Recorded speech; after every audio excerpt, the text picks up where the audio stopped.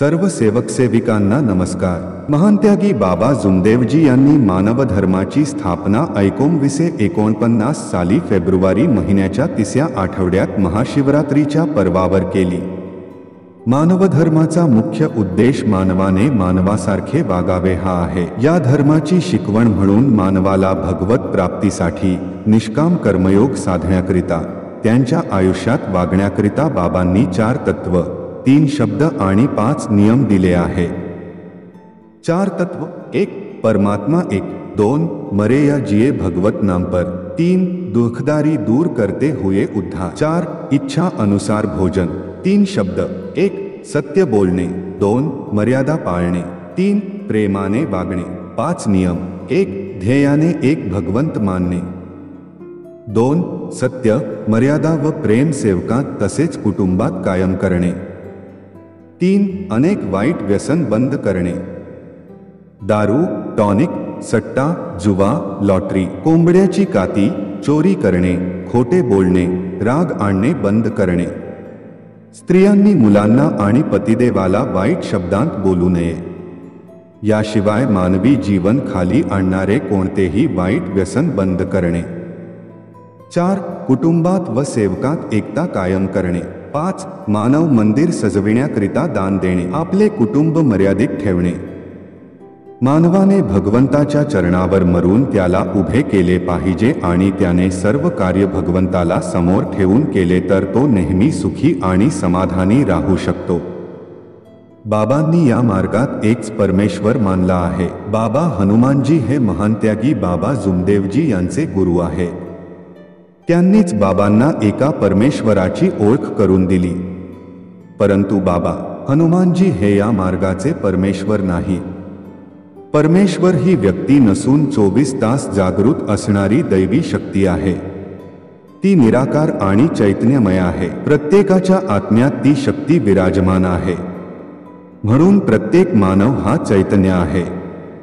या दैवी शक्तीला आकारात दाखविता येत नाही, तर बाबांनी दिलेल्या तत्व, विश्वास आणि त्याग यामुळे ती आकारात दाखविता येते, म्हणजेच त्याचे गुण दिसतात। वंशपरंपरेनुसार रूढिवादाप्रमाणे या मार्गाची दीक्षा घ्यायच्या अगोदर सर्व देवदेवतांचे विसर्जन करावे लागते, तेव्हाच परमेश्वर पाठीशी उभा राहतो। मूर्तिपूजा बंद करावी लागते।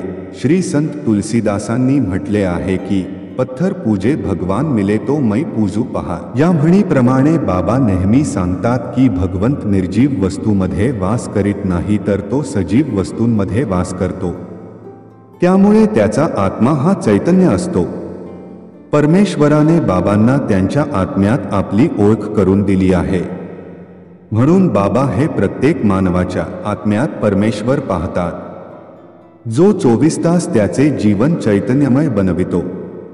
म्हणून बाबा स्वतःचा आत्मा आणि दुसऱ्याचा आत्मा सारखाच आहे असे समजून कोणालाही आपल्या पाया पडू देत नाहीत, कारण एका आत्म्यापुढे दुसरा आत्मा झुकेल, त्यामुळे आत्म्याचा अपमान होईल आणि पर्यायाने परमेश्वराचा अपमान होईल असे ते समजतात, कारण आत्मा हा परमात्म्याचा अंश आहे।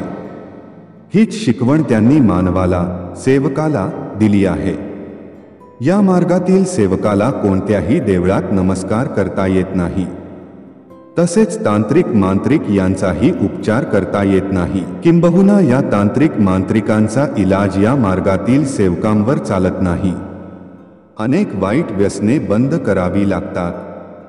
दारू पिणाऱ्याला घरात प्रवेश देता येत नाही। दारू पिणारा घरात आला तर त्या घरात दुःख निर्माण होते। मानवाने सर्वांबरोबर सत्य, मर्यादा आणि प्रेमाने वागले पाहिजे।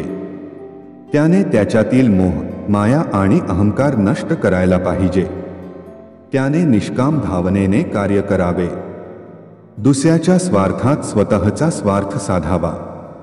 आपल्या स्वार्थाकरिता दुसऱ्याचे नुकसान करू नये। अपनी अपनी करनी उतरो पार, बाप बेटे का कौन विचार या म्हणीप्रमाणे प्रत्येकाने आपले कर्तव्य करून त्याचे परिणाम आपणच भोगावे। वडील मुलाकरिता किंवा मुलगा वडिलांकरिता केलेल्या कार्याचे परिणाम भोगत नाही, म्हणजे प्रत्येकाने स्वतःच्या बाबतीतच विचार करायला पाहिजे। प्रत्येक जण जसे कर्तव्य करतो तसेच त्याला फळ मिळते। प्रसंग पडल्यास कोणी कोणाला साथ देत नाही. म्हणून प्रत्येक मानवाने स्वावलंबी बनणे आवश्यक आहे. त्याने निष्काम सेवा कराव्यास हवी. असेल माझा हरी तर देईल पलंगावरी ही तुकाराम महाराजांची म्हण या मार्गात खोटी ठरली आहे. येथे नुसता देव देव करून चालत नाही. देव मानवाला सहाय्य करीत नाही. आपल्या कर्तृत्वानुसार आपल्याला फळ मिळत असते. त्यामुळे कर्तृत्वच श्रेष्ठ मानल्या गेले आहे. स्वतः नुसते कर्तृत्व करावे पण त्याच्या फळाची आशा करू नये. बाबांनी दिलेल्या तत्व, शब्द आणि नियमाप्रमाणे कर्तव्य केले तर त्याला परमेश्वर साथ देतो आणि त्याचे चांगलेच फळ त्याला चाखायला मिळते. म्हणून देव देव म्हणून नुसते भजन करू नये. त्यामुळे त्याला दैनंदिन गरजा पूर्ण करता येत नाहीत आणि त्याचे जीवनमान सुद्धा उंचावणार नाही. या मार्गाची दीक्षा घेताना दीक्षा घेणारा स्वतःच परमेश्वराची आराधना करतो आणि त्याचे गुण पाहतो. बाबा त्याला फक्त मार्गदर्शन करतात. दीक्षा घेणाऱ्याला स्वतःच आराधना करून स्वतःच परमेश्वराचे चमत्कार पाहावे लागतात. हा मार्ग स्वीकारल्यावर स्वतःच हवन करावे लागते. दुसऱ्या कोणालाही हवन करता येत नाही. या मार्गात परमेश्वराने सेवकांच्या भावना संपवलेल्या आहेत. सेवकाने जर एखाद्या दुःखी आणि कष्टी माणसाला तीर्थ करून दिले तर त्याचे दुःख क्षणातच दूर होते. मानव हा त्यागी असला पाहिजे. त्यामुळे प्रत्येक सेवक कोणत्याही देवदेवतांपेक्षा कमी नाही. तसेच या मार्गातील प्रत्येक नारी कोणत्याही देवीपेक्षा श्रेष्ठ आहे. आपल्यासारखे करीती तात्काळ त्या काळवेळ लागे या म्हणीप्रमाणे बाबांनी प्रत्येक सेवकाला स्वावलंबी, निःस्वार्थ आणि त्यागी बनविले असून निष्काम सेवा करण्याचे धडे शिकविले आहे. त्यागामुळे परमेश्वर लवकर प्राप्त होतो. म्हणून या मार्गातील प्रत्येक सेवक इतरांचे दुःख झटकन नाहीसे करतो. मानव धर्म या मार्गात फक्त 2 जाती आहेत, नर आणि नारी. याशिवाय या मार्गात दुसरी कोणतीही जातपात नाही. यापूर्वी ज्या जाती निर्माण झाल्या त्या जातींना येथे स्थान नाही. येथे फक्त एकच धर्म आहे आणि तो म्हणजे मानव धर्म. कारण परमेश्वराला हव्या असलेल्या सत्य, मर्यादा आणि प्रेमपूर्ण वागणूक यासाठी मानवाला कार्य करायचे आहे. मर्यादित कुटुंब, व्यसनमुक्ती, शुद्ध मन, स्वच्छ शरीर, शुद्ध वागणूक, स्वच्छ कपडे, साधी राहणी, उदात्त विचार आणि त्यागमय जीवन इत्यादी गोष्टी या मार्गाची शिकवण आहे.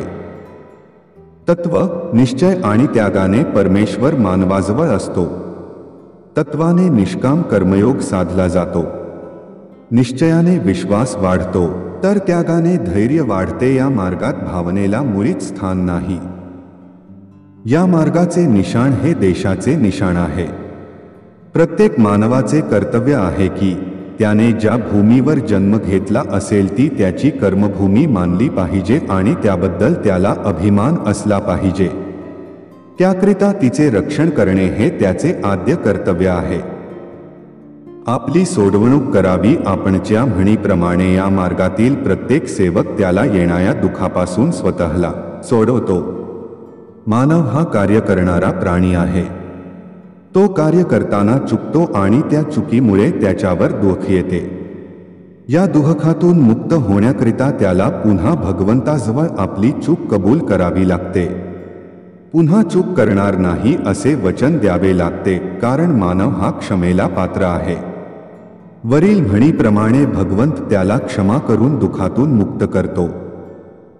या मार्गात असाध्य रोग, उदाहरण टीबी, कॅन्सर, कोड इत्यादी साध्य होतात. जे संसर्गजन्य रोग आहेत तेही या मार्गात नष्ट झालेले आहेत. तसेच वंशपरंपरागत रोगही नष्ट होऊन पुन्हा त्या कुटुंबात ते रोग होत नाही. याची अनेक उदाहरणे या मार्गातील सेवकांना आलेल्या अनुभवावरून आहेत. नमस्कार. आपल्या या यूट्यूब चॅनलला लाईक्स, कमेंट्स व शेअर नक्की करा. या यूट्यूब चॅनलला जास्तीत जास्त सबस्क्राईब नक्की करा.